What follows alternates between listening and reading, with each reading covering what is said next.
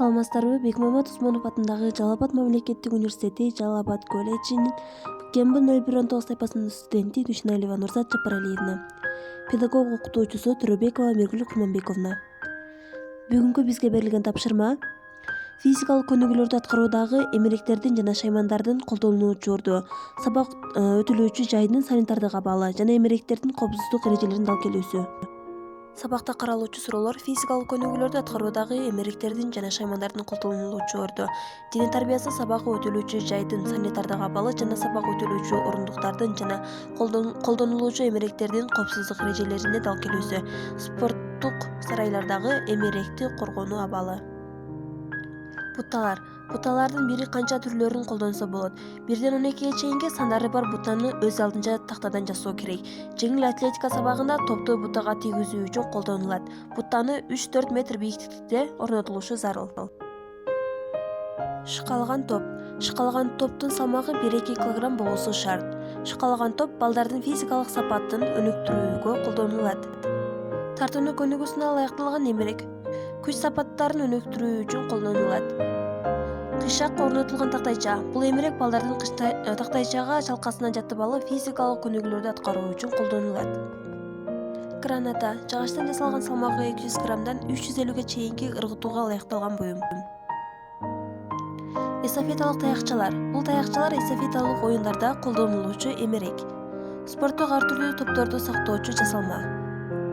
Стол. Ар түрдүү жекече машыгууларды жана мелдештерди өткөрүү үчүн жасалган. Колго жасалган спорттук жасалгалар эмеректер жана сабактарда колдонулуучу шаймандарды колдонуу менен сабактын тыгыздыгын жогорулатса болот. Спорттук инвентарлар үчүн кошумча каражаттын аз колдонулат. Материалдык техникалык база жакшырат. Окуучулардын өзү жана ата-энелердин дагы тартса болот. Окуучулардын дене тарбиясына кызыгуусу артат. Дене тарбиясы сабагындагы ден соолукту чыңдоочу көнүгүүлөрдү аткарууда кызыгуу пайда болот. Окуучуларды тамеки тартуудан, ичимдик ичүүдөн, коомдук тартипти бузбоого жана башка терс көрүнүштөргө аралашпоого чакырат. Спорттук сарайларга талаптар. Спорттук сарайлардагы эмеректердин жайгашышынын санитардык чендерге дал келиши, өрт коопсуздугунун сакталышы жана электр жабдууларынын туура жана коопсуз орнотулушунун талаптары аткарылуусу зарыл. Окуучулардын спорттук сарайдын ичине жайгашуу чени 1 окчуга 0,7 метрди түзүшү шарт. Спорттук сарайларда чечүүнүчү жай, жуунуучу жай жана тазалык бөлүкчөлөрү болуусу зарыл. Сарайдын температурасы 20 градус, ал эми жуунуучу жайдын температурасы 25 градус болуп, абанын алмашуу көлөмү 5 метр куб болуусу шарт. Курулуштун дубалдары ачык сыр менен сырдалып, топ тийгенде көчүп кетпеши керек.